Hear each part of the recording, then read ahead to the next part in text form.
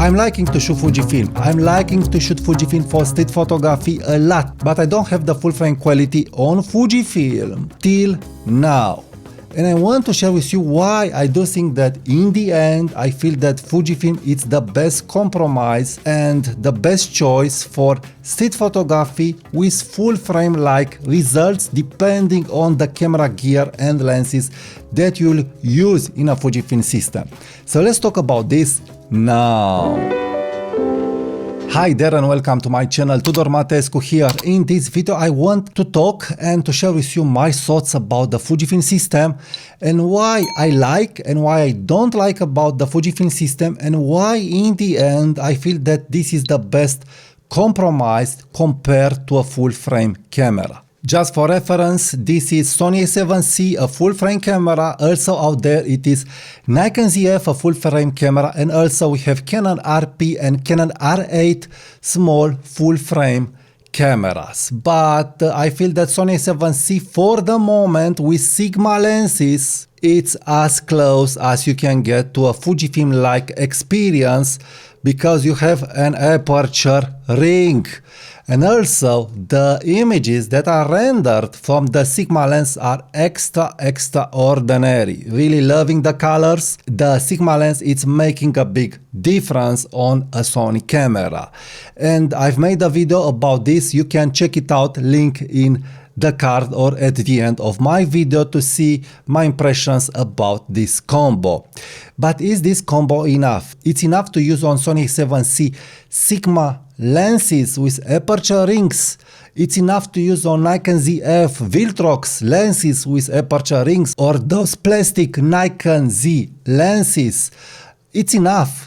No, it's not enough. So this is where I want to get and to share with you my thoughts why I do feel that for street photography and for someone who is passionate about photography, I feel that in the end Fujifilm is the best compromise system. I can't say it's the best, it's a compromise. In photography you must always do some compromises, but I feel that Fujifilm is worsening the compromise. So when I'm talking about compromise, I'm thinking about price, money and weight, because we have options on Fujifilm like the new WR lenses, like this 80mm f1.4 lens WR. This lens is rendering almost like a full frame images, Also the 33mm f1.4, great rendering, great details, but it's 33, it's not 50 and will not give you the same depth of field and the same blurry background like a true 50mm lens. But the compromise, it's okay. So we have compromise regarding focal length, so focal compression. We have compromise regarding price for an APS-C lens, and also we have compromise regarding size and weight for an APS-C lens. And my idea is that, yes, I do feel that the compromise is worsening if you want to have just one system, focus on your passion and focus on your photography. So I'm feeling that the Fujifilm X mount, the APS-C X mount, it's the best for this. So let's get a little into details. Why is the best compromise for street photography, for portraiture photography, for someone who is passionate about photography? First of all, you have the X-T5 body that it's a big leap when it comes to colors, to resolution, to AF, to all that you can do with this camera body and lenses.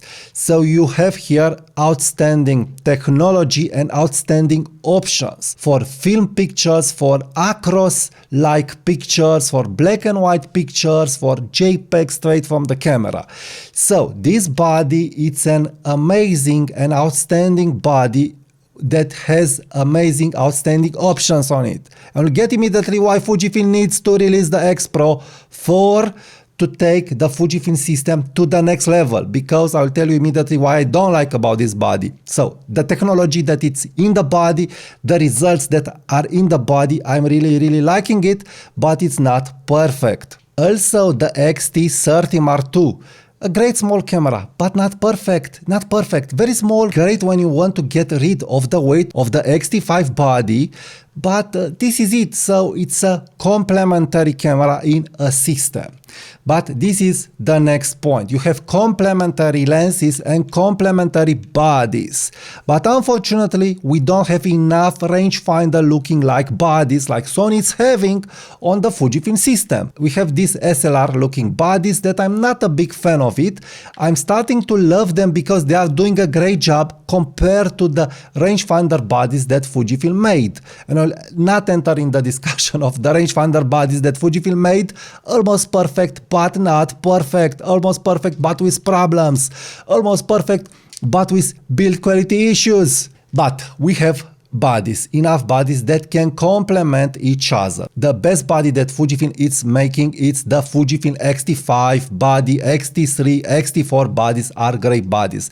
X-T30, X-T10 bodies are great bodies. Also we have the X100V, XE line. I feel that the best cameras are the XE1, XE2, XE2S, followed by XE3, XE4. Again, great bodies, but there are some problems out there.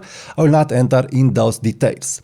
But now let's talk about the lenses. So this is what I want to get again compared to a full frame body and lens. I'm thinking about full frame quality, body and lens. We have an extraordinary lens that is the 35mm f1.4 lens. Also we have other great lenses like 16mm f1.4, like 18mm f1.4, the new lens. But what I want to say is that the old lenses are not delivering full frame like images. Yes, there are some lenses that are delivering great images, I would say, regarding the lenses, like the 35mm f2 and the 50mm f2 lenses. So great lenses, but yes, you are not there, but again, it's okay. The compromise, it's okay regarding size, weight, and portability, metal build AF. But the f1.4 lenses, they are lacking in some situations. So again, especially on the X-T5 body, you will not be close to a full frame like look. But this is where Fujifilm is raising the bar and it's getting very close to a full frame camera with the X-T5 sensor, the 40 megapixel sensor with the 80mm f1.4 and the next lenses that they've released, the 23mm f1.4 WR, the 33mm f1.4 and the 56mm WR, so the Mark II lenses. This is where Fujifilm is raising the bar and it's getting very close to a full frame image, but still not there, of course, but it's, I would say, 80% as close to a full frame, and you will gain the Fujifilm colors, the Fujifilm film simulations, and the Fujifilm Ergonomics.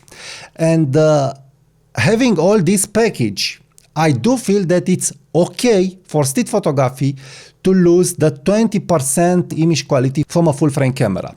Because the ergonomics, the colors of a Fujifilm camera, the rendering, the final file, it is so great, and it's very easy to shoot a Fujifilm camera on the streets. I'm referring to portraiture photography, to documentary photography, to urban landscapes. The screen, this screen, the X-T5 screen, is great for vertical shots, is great for down angle shots, for hip shots.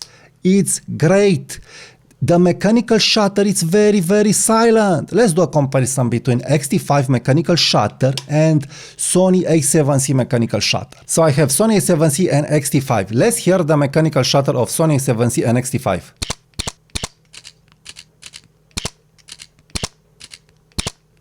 For my ears, the Sony A7C that has a scotch tape on the speakers, because Sony edited an artificial sound to the Sony A7C mechanical shutter that you can't disable. Sony A7C, it is at least 2 times louder with the scotch tape. 2 times louder than X-T5. This is a big difference. This is a big difference in real world street photography when you want to be as discreet as possible. This is a big difference. Now, you have this advantage of a silent mechanical shutter. But you could say, okay, I have a silent mechanical shutter, but I don't have full frame like images. Yes, you don't have full frame like images with the old lenses, but with the new lenses you have. But you could say, okay, but the prices for the new lenses are outrageous. It's an APS-C lens in the end and it's big. I do agree with this. I always think about this problem. How could I pay so much money on an APS-C AF consumer electronic lens, APS-C lens in the end? But when I'm looking how cumbersome is to use different systems, again, I'm okay with using different systems, but in some situations it's cumbersome. Why should you buy a full frame body and lens that will cost you 3-4 times more than a WR lens? So this is where I want to get. Fujifilm Ergonomics for street photography are outstanding. No other full frame camera is beating Fujifilm. No other full frame camera, I said, not an APS-C. I have some thoughts about the Sony 6400 APS-C, but this is another discussion. Maybe you'll watch the video at the end of this video. But regarding how Fujifilm is comparing to a full frame camera, with the WR lenses you can get the full frame like image quality. I've looked at the 30mm f1.4 files online, raw files. You can download yourself the raw files and you'll discover that the images that the WR 33mm f1.4, the 18mm f1.4, and I will not talk about the 56 f1.2 because it's pretty big. We have an alternative there, the Sigma 56mm f1.4 and the new lens that is not still launched on the market that will totally rock the 56mm field of view on Fujifilm. But getting back to these lenses, I do feel that yes, it's deserving to pay the extra price if you want the full frame like image quality in those field of view. So if you want 20mm full frame like image quality, I do feel that yes, it's deserving the price because you'll not gain just a great lens, you'll gain a great lens on a great body that has great ergonomics. Also, when you don't want to have the weight, you can pair that lens on X-T30 Mark II on X-PRO4. And now comes the bomb, I would say. Fujifilm has a great advantage, has a great body in their production lineup, but it's not using it as it should be used. This body, it is Fujifilm X-PRO4 body and probably also X-PRO2, but let's talk just about the X-PRO4. So let me share with you my experience with X-PRO4 with 18mm f1.4 and with X-T5 with 18mm f1.4. So all the new lenses, 18mm f1.4 WR, 20mm f1.4 WR, 33mm and so on, are pairing with X-T5 not so great. You'll have a very big package. It's not something that you can take anywhere with you. It's not, I don't know, I'm not liking it too much in the hand. Yes, you can take it, yes, you can use it, but for some people and for some users, it's not okay. And I'm in that situation. I'm not liking how 18mm f1.4 is pairing with X-T5. It's okay, but with X-PRO4 it's outstanding. So the pairing with X-PRO4 it's outstanding. All this package it's metal built. All this package is staying great in the hand. This package is staying great in the camera bag. You can also throw a bigger lens like this Viltrox 20mm f1.4 or the new 20mm WR f1.4 from Fujifilm, and you'll still have a portable great package. But X-PRO4 has its own problems. First of all, it has a screen that it's not for everybody. It's not for everybody. So here is where Fujifilm made the biggest mistake. They've made a great body, and I'm not the only one that is saying that X-PRO4 it's a great body to be paired with any Fujifilm lens.